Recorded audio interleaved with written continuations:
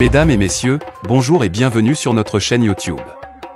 Avant de commencer, abonnez-vous et cliquez sur la cloche de notification pour ne rien rater. Bravo Burkina Faso. Toutes nos félicitations aux étalons du Burkina Faso pour le match qu'ils ont livré. Nous allons parler de ce match aujourd'hui. Et c'était un match important pour les deux pays qui devaient inaugurer la CAN. Donc nous allons dire félicitations au Burkina. Et si vous voulez comprendre pourquoi nous allons dire félicitations au Burkina, installez-vous confortablement, abonnez-vous et cliquez sur la notification pour ne pas perdre les prochaines vidéos. Mais dans cette vidéo, nous allons également parler de la CEDEAO.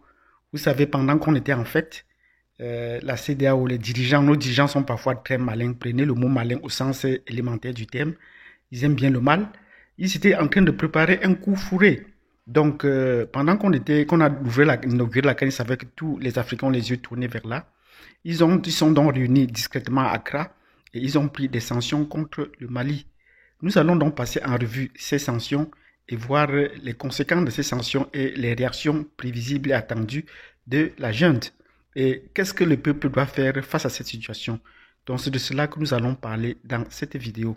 Donc si vous êtes intéressé de savoir pourquoi est-ce que nous félicitons les étalons du Burkina pour leur match d'entrée, et si vous voulez comprendre les sanctions que la CEDEAO a adoptées contre le Mali, la junte au pouvoir au Mali, et comment la junte s'est déjà préparée, anticipée, et qu'est-ce que doit faire le peuple pour le moment, abonnez-vous, cliquez sur la notification et avant tout, laissez-nous des pouces.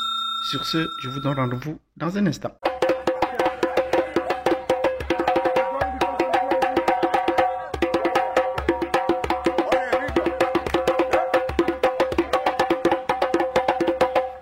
Bienvenue dans cette vidéo où nous allons parler de deux sujets. Nous avons évoqué deux sujets. La CAN 2022 au Cameroun, avec le match d'ouverture qui a eu lieu hier. Et nous allons parler des sanctions que la CEDEAO a adoptées contre le Mali. Ils ont fait ça discrètement. Donc, sur le premier sujet, nous disons bravo aux étalons du Burkina, qui sont comme un feu follet dans cette compétition. Ils ne sont pas peut-être tous les grands favoris, mais ils sont présents. Et c'est un honneur pour eux également de jouer le match d'ouverture contre le pays organisateur pour cette CAN. Donc nous leur disons bravo et toutes nos félicitations.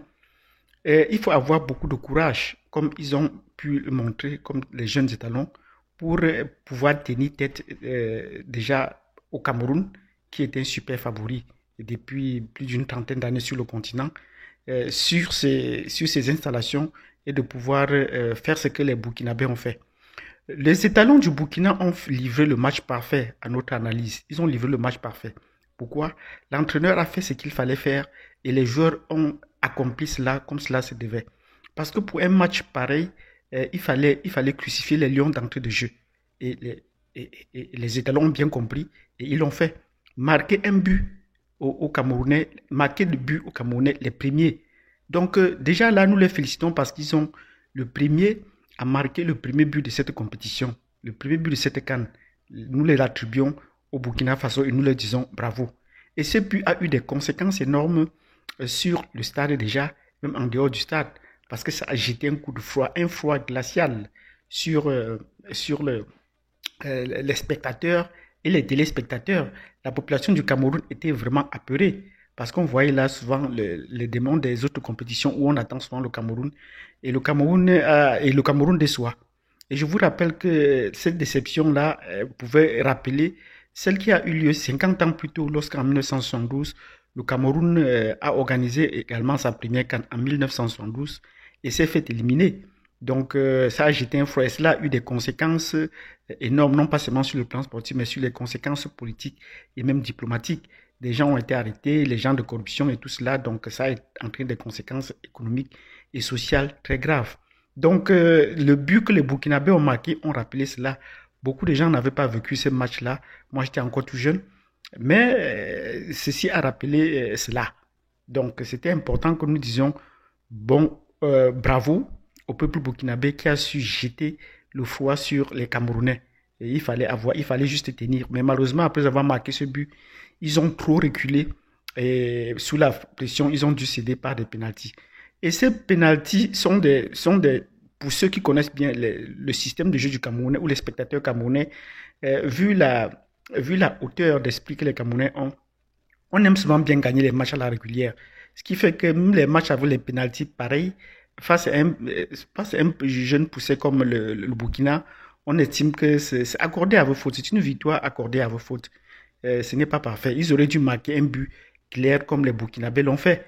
Et même pour égaliser, même déjà, mais 2 buts sur pénalty, c'est parfois contestable. Pour un pays organisateur, si on était peut-être dans d'autres circonstances, peut-être que les pénaltys n'auraient pas été accordés, ça devait entraîner des discussions. Mais refuser des pénaltys pareils sur le terrain du pays organisateur, ça pouvait changer carrément le cours de la compétition. Donc voilà à peu près ce que nous pouvons dire concernant ces étalons. Nous les disons bravo, félicitations, ce n'est que le début, mais ils sont avec cette entame qui garde le moral haut, ils peuvent passer au second tour. Ils peuvent bien passer au second tour. Donc félicitations et bravo au Burkina Faso. Donc il y a beaucoup de pays de l'Afrique de l'Ouest qui ont participé à cette compétition puisque ce championnat a été très ouvert. Et le voisin, le Mali, est également présent. Mais pendant que le Mali est présent, et c'est une équipe que nous soutenons vu la situation géopolitique du pays actuel, il y a des choses qui sont préparées au Mali. Nous rappelons d'abord le contexte. On a lancé au Mali, le président de la junte, Assimi Goïta, à qui nous disons toujours bravo, a ouvert une session pour la refondation du Mali, les assises pour la refondation du Mali, et qui a pris fin le 31 décembre. Il a prononcé un discours et les conclusions de ce rapport ont été rédigées et le ministre des Affaires étrangères et de la coopération internationale, Abdoulaye Diop, à qui nous disons bravo et toutes nos félicitations, est allé le 1er janvier remettre une copie au président en exercice de la CEDEAO à Accra, le président ghanéen. Et quelques jours plus tard, le président, en fait, l'envoyé spécial du Nigeria est allé au Mali pour essayer de rendre aussi compte des conclusions qu'ils ont reçues en vue de la préparation du sommet qui devait donc avoir lieu ce dimanche. Et ce dimanche, effectivement, qu'est-ce qui s'est passé? La CEDEAO s'est réunie en un sommet extraordinaire, pas ordinaire. Et c'est là où vous comprenez que nos dirigeants sont des gens malins. Ils n'ont pas pu faire un sommet régulier, mais ils ont fait un sommet extraordinaire. Avant également cela, les émissaires de Assimi Goïta sont allés en Côte d'Ivoire pour essayer de présenter ce même sommet, ce même résultat au président de la Côte d'Ivoire, mais qui, semble-t-il, n'était pas très d'accord sur les conclusions. Et le point d'achoppement est souvent pour la durée de la transition. Donc, vous comprenez, on fait une transition, on exige que le Mali fasse une transition pour 6 mois, mais le mandat présidentiel doit être pour 5 ans, nous cessons de le répéter. Ce sont des incongruités. Donc, en tenant le sommet extraordinaire de la CEDEAO aujourd'hui, on a pris des sanctions qui vont dans tous les sens, ce qui fait que le Mali est aujourd'hui sous embargo total, fermeture des frontières terrestres, fermeture des liaisons aériennes, gel des fonds des avoirs des chefs, ce qui était prévisible déjà. Et puis, ce qui est plus grave pour nous, et c'est très très grave, cela voudrait dire, on a bien précisé qu'on devait envoyer des troupes au sol qui pouvaient entrer jusqu'à 50 km au-delà des frontières. Donc, la CEDEAO est en train de préparer l'envahissement du Mali. Donc, même s'il y a guerre, maintenant, ne soyez pas surpris que le peuple africain et le Mali se préparent pour une guerre contre la CEDEAO. Nous sommes là dans une situation où les terroristes sont dans le Sahel depuis peu. On n'a pas pu envoyer les CEDEAO n'ont pas pu envoyer les troupes. Mais lorsqu'il s'agit de renverser un État ou de changer un système, tous les moyens sont mis en jeu. Vous comprenez que ces pays-là n'ont pas, ils disent qu'ils n'ont pas les moyens de gouverner comme ça se doit, mais ils ont les moyens pour aller en guerre contre un État qui défend sa souveraineté. Donc c'est très inquiétant ce qui est en train de se préparer au Mali. Mais nous disons également bravo et félicitations à Assimi Goïta et sa gente qui ont tout prévu cela. Oui, ils ont pris des dispositions bien en avance. Le peuple aujourd'hui est bien préparé pour toutes ces dispositions-là. Parce que aucune situation ne les surprend. Les membres de la société civile ont souvent laissé des décisions qu'il fallait sortir. Aminata Traoré, le groupe Yerewolo, ils ont souvent dit des choses qui sont parfois intéressantes. Donc, on est préparé que le Mali doit se déjà peut-être faire sortir sa monnaie le plus tôt possible pour faire face à la guerre. Parce que si vous faites face à cette guerre, il faudrait bien que le Mali ait ses moyens propres. Parce que si la CEDEAO ne va plus trouver les moyens, ce serait très difficile. Bon, le Mali a encore une chance que tous les pays voisins du Mali ne sont pas de la CEDEAO. Et il y a un allié très sûr, l'Algérie. L'Algérie a fermé sa frontière aux avions militaires français, ce qui est déjà une bonne chose. En même temps, elle a ouvert son espace aérien aux avions militaires russes. Et par l'Algérie, donc, on peut bien transiter pour entrer au Mali. Donc, le Mali n'est pas entièrement fermé. Il y a encore au moins un espace d'ouverture. Et nous disons, ceci est un très bon point. Donc, le Mali peut encore souffler par ce côté-là. Le Mali peut également souffler à partir de la Mauritanie. Donc, c'est encore un espace par où on peut également souffler. Donc, nous disons, le Mali, tout n'est pas perdu, mais le plus grave, c'est qu'il faut se préparer à la guerre que la CEDEAO veut faire.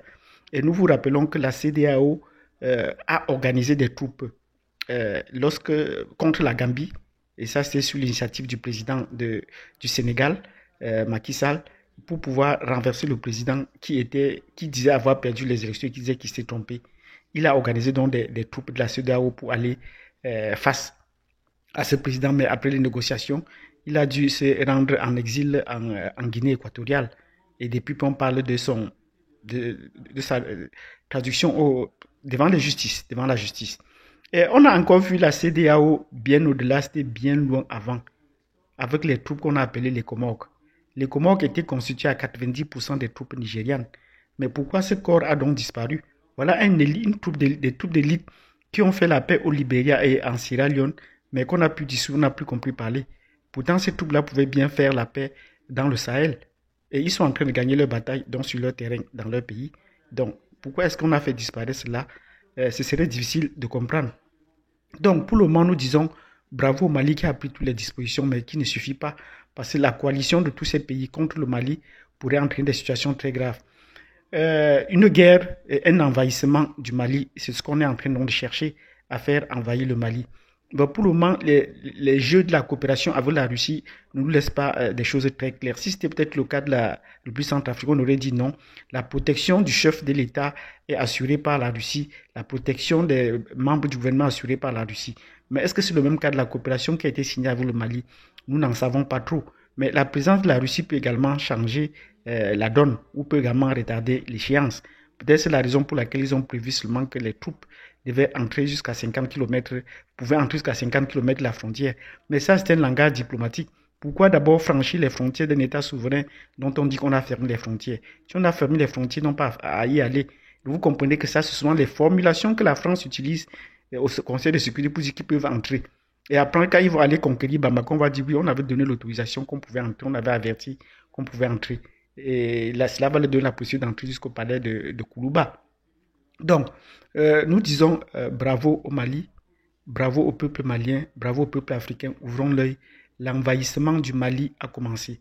Et quelle est l'implication de cette situation sur le plan international? Parce qu'il faut le dire sur le plan international. Ça rappelle d'autres cas. Chaque fois qu'un État ne veut pas marcher suivant les droites lignes, suivant point par point, suivant les droites lignes de la communauté internationale, notamment de la France, on met tout en jeu pour arriver là. Mais il faudrait donc que le peuple se prépare. Et c'est là où je dis, le peuple peut également lancer, et les membres de la société civile peuvent également lancer un boycott contre la CEDEAO ou tous les pays de la CEDEAO. C'est ce que nous disons. Il faut lancer un boycott contre la France, contre les pays de la CEDEAO. Le peuple doit boycotter les pays de la CEDEAO et repartir à neuf. Parce que la refondation, ça fait aussi partie de là. Il faut repartir à neuf. S'ils pensent qu'ils sont plus importants que les autres, bon, on va voir comment est-ce que, en lançant un boycott des autres pays voisins, ils pourront également survivre. Donc, parce que le Mali, ça va donner la possibilité au Mali de faire la refondation depuis encore la fondation. Donc, nous prêchons, nous proposons qu'il faudrait que le peuple malien se prépare à un boycott de la France, nous l'avons déjà dit dans d'autres éléments, de la France et des Français et des pays de la CEDEAO et surtout de leurs gouvernants qui retirent tous leurs ambassades. Bon, là, c'est une préparation de la guerre, c'est évident. Donc, si vous avez compris cette vidéo dans laquelle nous avons soulevé deux thèmes, vous nous mettez des pouces. Abonnez-vous, cliquez sur la cloche de notification parce que nous allons pousser les analyses plus loin dans les prochaines vidéos. Nous avons parlé de la défaite victorieuse du Burkina Faso, pour dire en bon français, comme les Français aiment bien le dire. C'est une défaite victorieuse, une défaite glorieuse du Burkina qui a marqué le premier but de la CAN de façon claire et propre face aux Camerounais et a jeté le foie. Nous leur disons bravo pour leur beau match qu'ils ont livré, même s'ils ont perdu le match, mais ils ont joué le match parfait. Et dans le deuxième point, nous avons parlé des sanctions que la CEDEAO a prises, les sanctions que la CEDEAO a prises contre la junte, contre le pouvoir au Mali. Et nous avons analysé le contexte, les implications, ces sanctions, et les implications, et nous avons proposé des thèmes, des actions que le peuple doit prendre pour se préparer à un éventuel envahissement du pays dans les jours à venir. La guerre au Mali ne fait que commencer. Merci.